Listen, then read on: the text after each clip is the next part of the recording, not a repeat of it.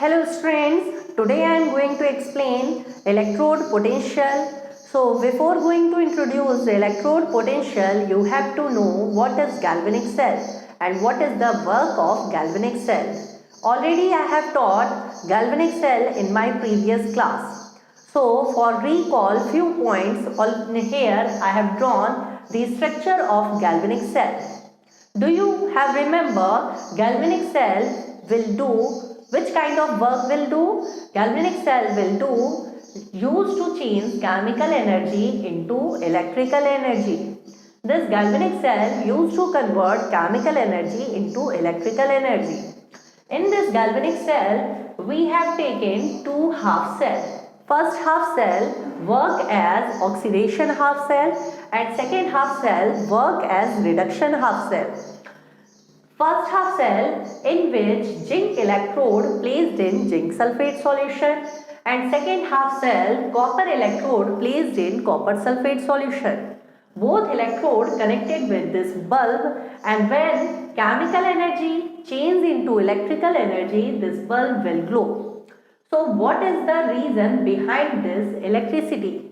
The reason is electrode, because electrode is migrating electron from zinc to copper, and so that electric current is producing here. So zinc electrode which is placed in zinc sulfate solution, and this electrode is migrating iron so that electric current produce, and the power of electrode which produce electricity, this power is known as electrode potential.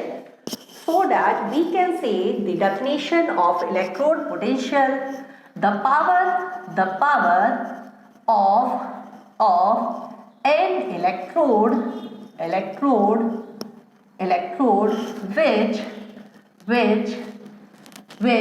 which produce electricity is called electrode potential, electrode potential. Okay students, what is electrode potential? We can say that the power of an electrode which produce electricity is called electrode potential. Or for this kind of solution and this kind of electrode, we can say the definition of electrode potential is when an electrode placed in same solution. Students, here zinc electrode placed in zinc sulfate solution. Okay, so we can say that when an electrode placed in same solution and migration of ions produce electricity. ठीक है, then this is known as electrode potential. Okay students, so electrode potential के लिए हम लोग ये भी बोल सकते हैं कि the power of an electrode which produce electricity is called electrode potential. Okay, और ये भी बोला जा सकता है when an electrode placed in same solution. इस हिस्से को हम रफ कर देते हैं ताकि आपको सही से समझ में आए। ये कौन यहाँ पर क्या हो रहा था, इलेक्ट्रॉन लॉस हो रहा है, इसलिए ये कौन सा रिएक्शन है, ऑक्सीडेशन। अच्छा, आप डेफिनेशन देखो, when an electron placed in same electrolytic solution भी बोल सकते हैं या फिर सेम सॉल्यूशन भी बोल सकते हैं, ठीक है, and migration of ion in the solution is produce electricity, and this is known as electrode potential. Okay, so electrode potential is definition के according तो ये होगा, means definition के according यहाँ पर कोई term and condition हम नहीं कर रहे हैं। term and condition बताने का सेंस क्या है कि अगर टर्म एंड कंडीशन रखी जाए तो इलेक्ट्रोड पोटेंशियल दो तरीके के होते हैं। पहला होता है स्टैंडर्ड इलेक्ट्रोड पोटेंशियल, ठीक। स्टैंडर्ड इलेक्ट्रोड पोटेंशियल जिसमें T जो होगा 298 केल्विन होना चाहिए, प्रेशर 1 atm होना चाहिए एंड कंसंट्रेशन 1 m होना चाहिए। ओके, अगर ये सारी चीजें नहीं है, मींस इक्वल नहीं है, तो फिर हम लोग बोल सकते हैं नॉन स्टैंडर्ड इलेक्ट्रोड पोटेंशियल, ठीक है। ये क्या हो गया, non standard electrode potential. Okay, so दो तरीके के इलेक्ट्रोड पोटेंशियल होते हैं। अगर सभी चीजें स्टैंडर्ड वैल्यू होगी, यानी कि टेम्परेचर, प्रेशर और कंसंट्रेशन, ये m का मतलब हुआ कंसंट्रेशन, ये सब अपने स्टैंडर्ड वैल्यू के इक्वल होगी, तो इसे बोलेंगे स्टैंडर्ड इलेक्ट्रोड पोटेंशियल। और अगर इसके इक्वल नहीं होंगी तो फिर होगा non standard electrode potential, means इसमें T नॉट इक्वल होगा 298 केल्विन के, P नॉट इक्वल होगा 1 atm के, और same as C not equal होगा 1 m के, ठीक है। तो अब अगर हम कहें कि स्टैंडर्ड इलेक्ट्रोड पोटेंशियल की डेफिनेशन क्या होगी, तो आप स्टैंडर्ड वैल्यू को जरूर मेंशन करोगे। क्या करना है, लिखेंगे इफ व्हेन, यहाँ पर इफ करके बोलने से अच्छा हम लोग डायरेक्ट उसी को बोलते हैं, when an electrode placed in 1 m concentration of its own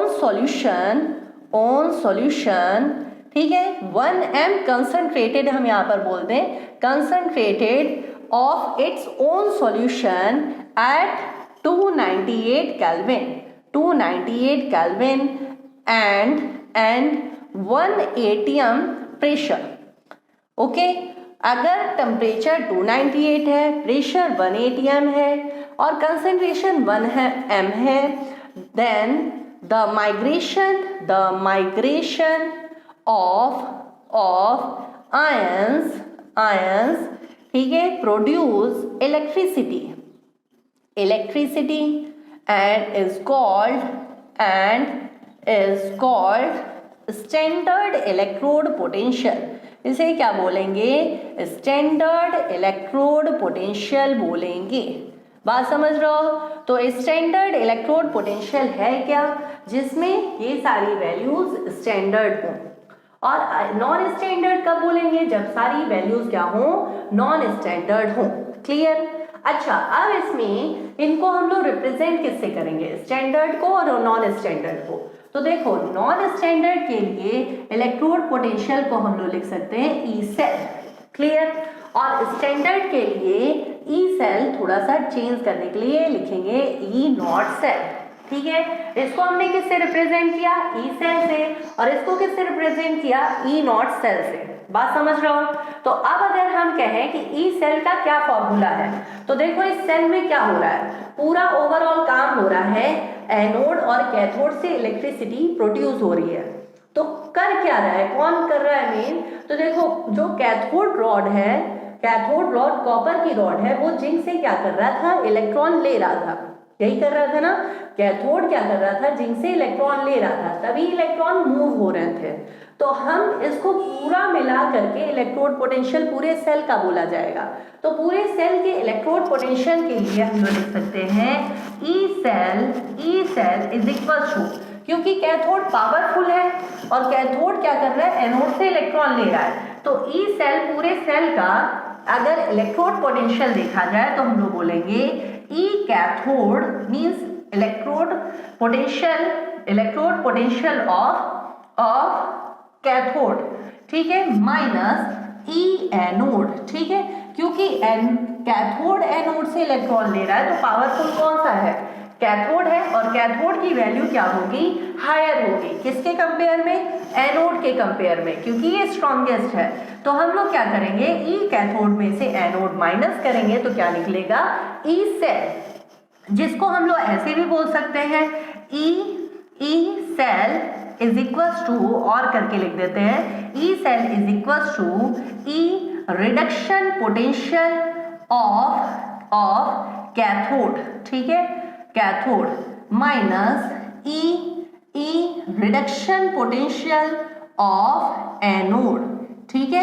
यहाँ पर ऑक्सीडेशन पोटेंशियल को रिडक्शन पोटेंशियल हमने क्यों बोला, तो देखो एक चीज और याद रखो, जो ई एनोड होता है ना, जहां पर क्या होता है, ऑक्सीडेशन पोटेंशियल होता है, वो बराबर होता है, इक्वल होता है ई निगेटिव हुई वैल्यू यहाँ पर कर दें, ये इसी का जो ऑक्सीडेशन पोटेंशियल वाली वैल्यू होती है ना, वो इक्वल होती है, अगर जैसे मान लो ये 2 है तो ये इक्वल होगी -2 के, लेकिन यहाँ पर ऑक्सीडेशन पोटेंशियल एनोड बोला जाएगा और यहाँ पर रिडक्शन पोटेंशियल एनोड बोला जाएगा।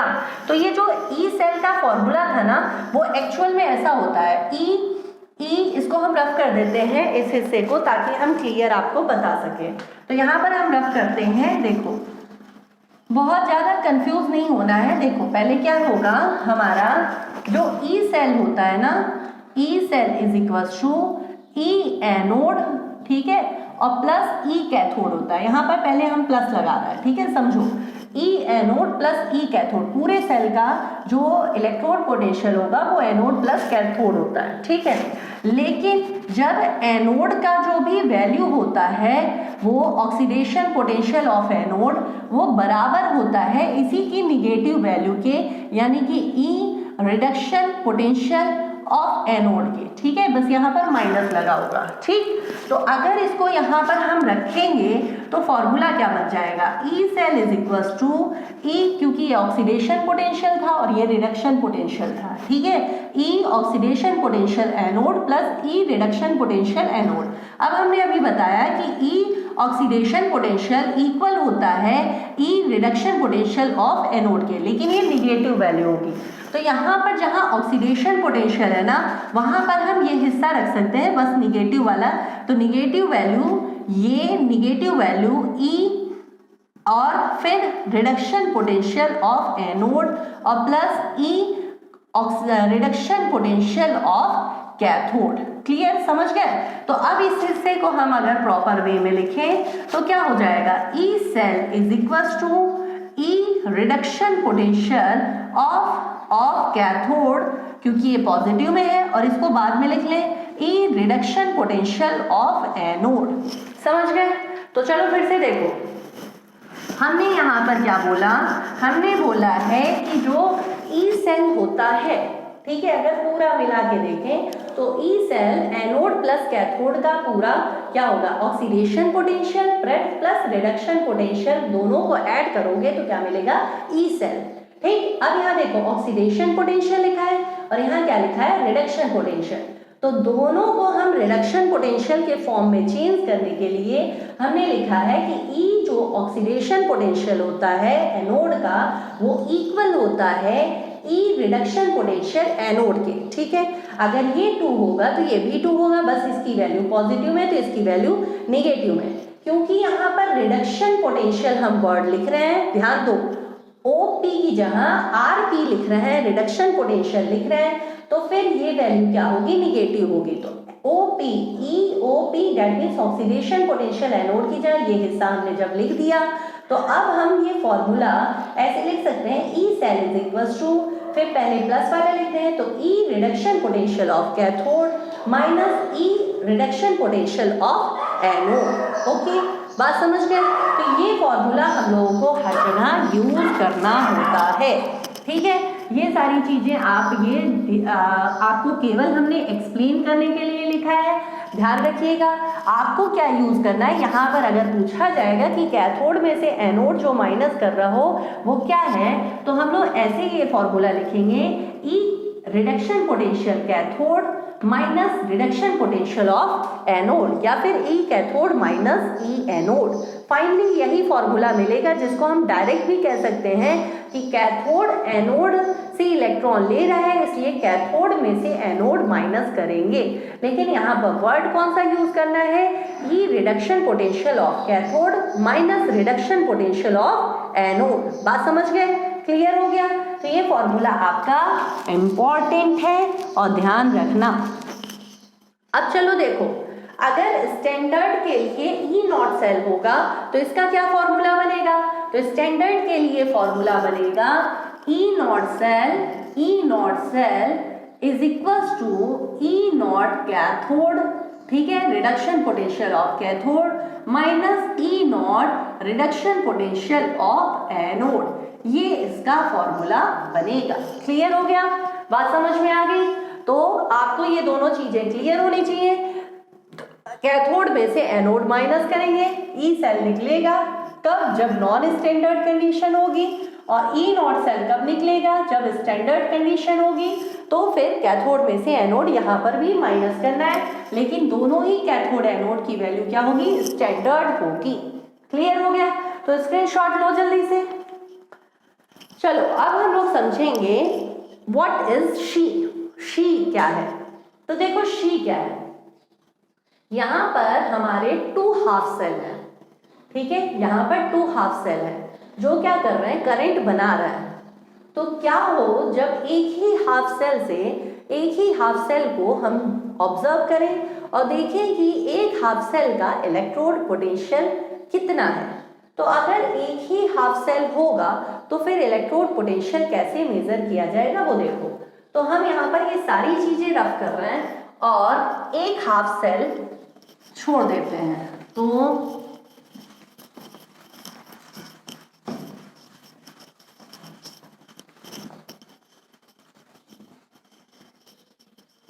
चलो अब हमने क्या किया, ये सभी चीजें हमने रफी कर दी है। अभी आपको हाफ सेल बना के दिखाते हैं। अगर क्या हो कि यहाँ पर केवल एक ही हाफ सेल हो, ये कौन सा हाफ सेल था हमारा, जिंक का था, ठीक, और इसमें कौन सा सॉल्यूशन था, जिंक सल्फेट था। और इस हाफ सेल का हमें क्या करना हो, इलेक्ट्रोड पोटेंशियल कैलकुलेट करना हो, ठीक है। तो हम यहाँ पर लिख देते हैं to determine the potential of single electrode किसी सिंगल इलेक्ट्रोड का पोटेंशियल कैलकुलेट करना होगा। तो फिर क्या करेंगे, ठीक है, तो फिर लिखेंगे we know that it is not possible, ठीक है, ये पॉसिबल नहीं है, not possible to determine the potential of single electrode. एक ही इलेक्ट्रोड का पोटेंशियल हम लोग डिटरमाइन नहीं कर सकते हैं। So that it is necessary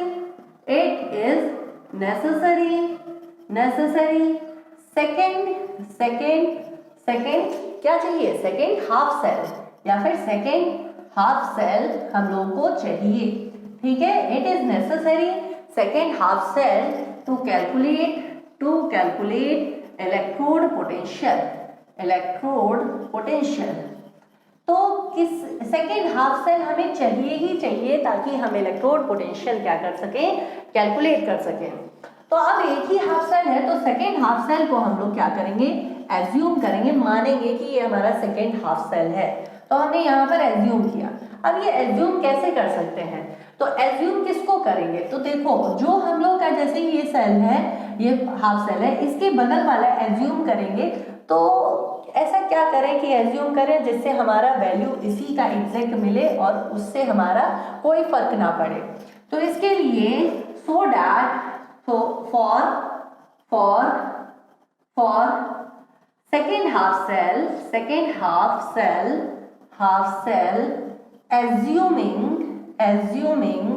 assuming an second electrode या फिर assuming an electrode that is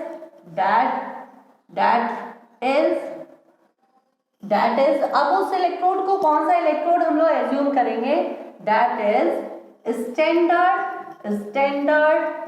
hydrogen electrode potential, उसको हम लोग क्या एज्यूम करेंगे कि वो स्टैंडर्ड हाइड्रोजन इलेक्ट्रोड पोटेंशियल है, क्या है, SHE है। इसको एज्यूम किया जाता है, माना जाता है कि यहाँ पर कोई है और वो standard hydrogen electrode potential means ये हाइड्रोजन का इलेक्ट्रोड पोटेंशियल यहाँ पर शो करेगा और जो कि क्या है, she है। And the value and its value इसकी वैल्यू क्या होगी, 0.00 वोल्ट होगी, ठीक है। इसकी वैल्यू क्या होगी, 0.00 वोल्ट होगी। इसको हम लोग एज्यूम कर लेंगे कि इसकी वैल्यू 0.00 वोल्ट होगी। तो कैसे एज्यूम करेंगे, व्हाट इज शी, स्टैंडर्ड ये क्या है, SHE है क्या, व्हाट इज शी, तो लिखेंगे हम लोग को SHE यानी कि स्टैंडर्ड हाइड्रोजन पोटेंशियल के लिए कुछ चीजें आपको पता होनी चाहिए, ठीक है। इसके लिए पता होनी चाहिए क्या क्या, पहली तो इसमें जैसे कि ये कॉपर सल्फेट का सॉल्यूशन है, तो इसमें हमें क्या करना होगा, she standard hydrogen electrode potential बनाने के लिए इसमें जो सॉल्यूशन होगा वो सॉल्यूशन भी कैसा होना चाहिए, जैसे ये जिंक का सॉल्यूशन है तो जिंक रॉड है, तो सॉल्यूशन भी क्या होना चाहिए, हाइड्रोजन का होना चाहिए, यानी कि H+ आयन वाले का होना चाहिए, क्योंकि इसमें देखो Zn++ आयन और SO4- है, तो ये होना चाहिए। इसका मतलब H+ आयन कहाँ होता है, तो एसिडिक मीडियम में होता है, कैसा होता है, एसिडिक मीडियम में होता है। तो H+ आयन कहाँ होगा, एसिडिक मीडियम में होगा। अब इसमें जो इलेक्ट्रोड होगा तो देखो यहाँ पर कौन सा इलेक्ट्रोड है, जिंक का है, तो इसमें भी हम लोग को क्या करना होगा, इलेक्ट्रोड कैसा करना होगा, हाइड्रोजन का डालना होगा, H2 गैस का। क्यों डालना होगा, क्योंकि हमारा क्या है, स्टैंडर्ड हाइड्रोजन इलेक्ट्रोड पोटेंशियल है, ठीक है, यही तो है। तो जब हाइड्रोजन का इलेक्ट्रोड पोटेंशियल है तो हाइड्रोजन की इसमें रॉड होगी और हाइड्रोजन का क्या होगा, सॉल्यूशन होगा। और अब इसमें इसका कंसंट्रेशन कैसा होगा, तो 1 m होगा, टेम्परेचर कैसा होगा, तो 298 केल्विन होगा। तो ये सारी चीजें तो समझ में आती हैं। प्रेशर कैसा होगा, 180 m होगा। लेकिन ये कैसे हम लोग बनाएंगे, तो देखो इसको कैसे बनाया जाता है। इसके लिए इसमें सॉल्यूशन में H+ आयन के लिए HCl डालेंगे और इसका कंसंट्रेशन कितना होगा, 1 m, क्लियर। और इसमें जो रॉड डालेंगे, तो रॉड हाइड्रोजन गैस की तो बना नहीं पाएंगे, तो एक ट्यूब डालेंगे, ऐसा ट्यूब होगा जिस ट्यूब में यहाँ पर प्लैटिनम लगा देंगे, जिससे क्या होगा, जिससे आपका जो करंट फ्लो होगा ना, तो वो हम लोग का इससे दिख सके। इस प्लैटिनम से एक वायर ऐड कर दिया जाएगा जिससे करंट क्या हो सके, फ्लो हो सके, ठीक है। तो करंट फ्लो हो, इसके लिए हमने क्या किया, यहाँ पर एक वायर लगा दिया। अब इस जो ट्यूब है उसमें कौन सी गैस हम लोग डालेंगे, H2 gas, okay, H2 gas इसमें पास होगी। अब क्या होगा, ये प्लैटिनम क्या कर रहा है, मीन्स एक रॉड जैसा यहाँ था ना, तो यहाँ पर गैस से जो हमें इलेक्ट्रॉन फ्लो होता हुआ मिले ना, इलेक्ट्रॉन को मूव करते हुए दिखाए, उसके लिए एक प्लैटिनम लगा दी ताकि ये हेल्प कर सके, ठीक है। तो ये हो गया स्टैंडर्ड हाइड्रोजन इलेक्ट्रोड पोटेंशियल। इसकी जरूरत कब पड़ती है, जब किसी सिंगल इलेक्ट्रोड का हम लोग को पोटेंशियल निकालना हो तो इसकी जरूरत पड़ती है। अब ये देखिए, दो हमारे हाफ सेल हो गए। अब इन दोनों हाफ सेल से हम क्या निकाल सकते हैं, इलेक्ट्रोड पोटेंशियल। अब इसकी वैल्यू हम लोग क्या मान लेते हैं, स्टैंडर्ड वैल्यू 0.00 वोल्ट। ये एज्यूम किया गया है, माना गया है कि इसकी वैल्यू क्या है, 0.00 वोल्ट है, क्लियर। और इसकी वैल्यू जब आप वो जो इलेक्ट्रोकेमिकल सीरीज हमने बनाई थी ना, उसमें देखना इसकी E0 सेल वैल्यू यानी कि जिंक की वैल्यू, जो जिंक कैसे टूटता है, Zn से किस में टूटता है, Zn++ में टूटता है, ऐसे ही टूटता है ना। और ये हाइड्रोजन क्या होगा, क्योंकि ये क्या कर रहा है, इसकी वैल्यू क्या होगी, -0.76 वोल्ट होती है। आप देख लेना, इतना ही होगा, तो ये वैल्यू होगी। तो इन दोनों में से किसकी वैल्यू कम है, देखो इन दोनों में से किसकी वैल्यू कम है, जिंक की वैल्यू Zn++ इसकी वैल्यू 0.76 माइनस में है, और H2 जो है किस में चेंज हो रहा है, H प्लस में, यही तो हो रहा है। H2 जो है वो क्या हो रहा है, यहाँ पर H प्लस जो है वो क्या कर रहा है, H2 ले रहा है। यहाँ पर क्या हो रहा है, इलेक्ट्रॉन लॉस हो रहा है, इलेक्ट्रॉन यहाँ पर लॉस हो रहा है, और यहाँ पर क्या हो रहा है, इलेक्ट्रॉन गेन हो रहा है। इस कंटेनर में इलेक्ट्रॉन ये ले रहा है और ये दे रहा है। क्यों ले रहा है, दे रहा है, क्योंकि इसकी इलेक्ट्रोड पोटेंशियल वैल्यू इसकी क्या है, 0.00 वोल्ट है, और इसकी 76 है। दोनों में से किसकी कम है, इसकी कम है, इसकी ज्यादा है। तो जो ज्यादा होगा वो इलेक्ट्रॉन को क्या करेगा, गेन करेगा, और जो कम होगा वो इलेक्ट्रॉन को क्या करेगा, लूज करेगा। तो इसमें से जो लूज कर रहा है वो क्या है, एनोड है, और जो गेन कर रहा है वो क्या है, कैथोड है। तब हम यहाँ पर E cell is equal to, अब क्योंकि स्टैंडर्ड वैल्यू है तो E naught cell is equal to E naught cathode, ठीक है, माइनस ई नॉट एनोड लिख सकते हैं। अब एक की वैल्यू तो तुम्हारी 0 हो गई है, कौन सी वैल्यू 0 हो गई है, तो E naught cell is equal to, इसकी वैल्यू 0 होगी और इसकी वैल्यू क्या होगी, हम लोग पुट कर देंगे तो ये इसकी वैल्यू तो क्या हो गई है, कैथोड की 0.00 वोल्ट हो गई है, और इसकी वैल्यू माइनस का 0.76 वोल्ट है। तो दोनों में से देखो, इसकी वैल्यू आपकी माइनस में और इसकी वैल्यू 0 है। यहाँ पर फॉर्मूले में ऑलरेडी माइनस है, तो माइनस माइनस प्लस हो गया। E naught cell is equal to क्या हो गया, प्लस का 0.76 वोल्ट, यानी कि पूरा ओवरऑल सेल का इलेक्ट्रोड पोटेंशियल क्या है, 0.76 वोल्ट है। बात समझ गए। तो किसी एक इलेक्ट्रोड के लिए हम लोगों को जब पोटेंशियल निकालना हो तो दूसरे इलेक्ट्रोड को एज्यूम करना होता है, और दूसरा इलेक्ट्रोड कौन सा होता है, शी होता है, यानी कि स्टैंडर्ड हाइड्रोजन इलेक्ट्रोड पोटेंशियल। ये कैसे बनता है, हमने बकायदा यहाँ बताया कि एक हमने ट्यूब ली है जिसमें H2 गैस पास की है, सॉल्यूशन H प्लस वाला है, और इसमें एक प्लैटिनम लगा दिया ताकि हम इसे वायर से कनेक्ट कर सकें। और फिर उसके बाद प्लैटिनम नहीं लगा होता तो वायर से कनेक्ट कैसे करते हैं, इसीलिए प्लैटिनम लगा है। जैसे इसको वायर से कनेक्ट करने के लिए तो पूरी रॉड है, गैस को तो रॉड से हम लोग कर नहीं सकते, इसलिए प्लैटिनम लगा दिया है कि इसकी हेल्प से हम लोग दिखा सके इलेक्ट्रॉन मूव हो रहा है और ये इलेक्ट्रिसिटी प्रोड्यूस हो रही है, इसलिए बल्ब क्या कर रहा है, ग्लो कर रहा है। तो अब इन दोनों को हम लोग रख करके और ई सेल वैल्यू कैलकुलेट कर सकते हैं। ओके, तो आपको ये चीज क्लियर हो गई, तो स्क्रीनशॉट लो। चलिए अब हम लोग नेक्स्ट समझेंगे नर्स्ड इक्वेशन। तो इसको आज हम लोग नोट कर लेते हैं और नर्स्ड इक्वेशन हम अपनी दूसरी क्लास में एक्सप्लेन करेंगे। Okay students, so thank you so much, bye bye।